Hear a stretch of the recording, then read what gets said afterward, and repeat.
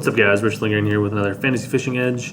And we are here to talk about Guntersville and the upcoming event coming this week. Take a quick recap at Lake Fork, which I totally sucked at. I think a lot of people really stubbed their toes on this one. There was a lot of guys that were just super favorites, like Lee Livesey and Keith Combs and Ray Hanselman and other guys that just didn't live up to expectations.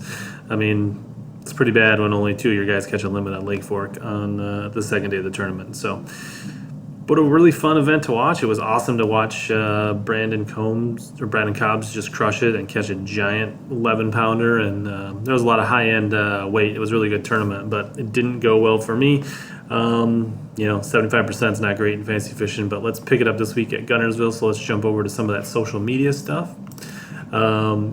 Several anglers I saw posting on social media, like Gussie here, went to Chickamauga to kind of pre-practice and get their ledge game going before the actual event. So I think that was a good move by several people. Both lakes have ledges, but not a ton of ledges like a Kentucky or a Wiedler. They both fish crowded. They both have good grass. So I think there's some really good similarities between Chickamauga and Guntersville that can be drawn. Plus, they're both big bass factories. So plus, Gussie lost his wallet at the boat ramp and later found it. So Lady Luck may be on Gussie's side this week. Few social posts coming in. Cruz is showing off the ones that are going to leave you outside of the cut and the ones that might make you in the cut at Guntersville. So he's stressing that you need the big ones, the hefty ones at Guntersville. A lot of guys posting pictures of their Lowrance, their Humminbird, their Garmin screens, talking about how much they're going to be scanning on the ledges this week, really concentrating on that deep bite. I think there's a lot of guys that will fish shallow and make the top 35 checks, but I think ultimately the guys that win are going to be fishing deep or at least offshore. Lastly, Steve Kennedy showing pictures of foxes. I don't know what you can take into that. Maybe he's feeling pretty confident and relaxed that he can observe the wildlife at Goose Pond. So it looks like he's camping near Goose Pond, and it is interesting they're taking out a Goose Pond area, which is more mid-lake or kind of mid-river, whereas a lot of previous tournaments took off down Guntersville City, State Harbor Park. So that may make some of the upper portions of the river play a little more. People will be a little more middle. So that'll be interesting to see how that plays out and how it affects it with the smaller field and the ledge bite that's going on. So let's jump into the picks. Bucket E, really wasn't excited about these. I wanted to pick Kennedy. He should catch him. He's one of the most talented anglers in this bucket. Howell Hawkinson has had some success here in the past in April tournaments and even in the fall. But I've picked him, both of them, way too many times this year and burnt way too many times. So I thought, you know what? Gary Clouse has been around forever. He should know how to fish the Tennessee River, being from this area. So I expect Gary Clouse to at least give me a average performance and maybe make a check and make me proud for Bucket E. So that's my strategy there, in avoiding the disappointment that those other guys have given me. Bucket D. I really didn't like anybody in this bucket, to be honest. I know Kelly J lives close. He's underperformed this year. I don't see the jerkbait being a big thing here.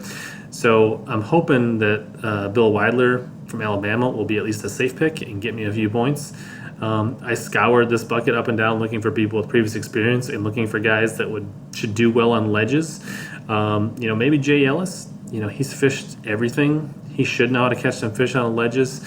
But ultimately, I'm hoping that Wiedler gets me a few safe points this week.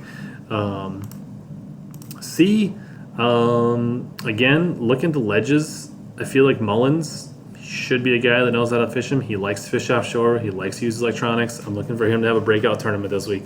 I think Williamson, Mueller, Gussie, all good picks. Guys that have done reasonably well on the Tennessee River and that like to fish offshore.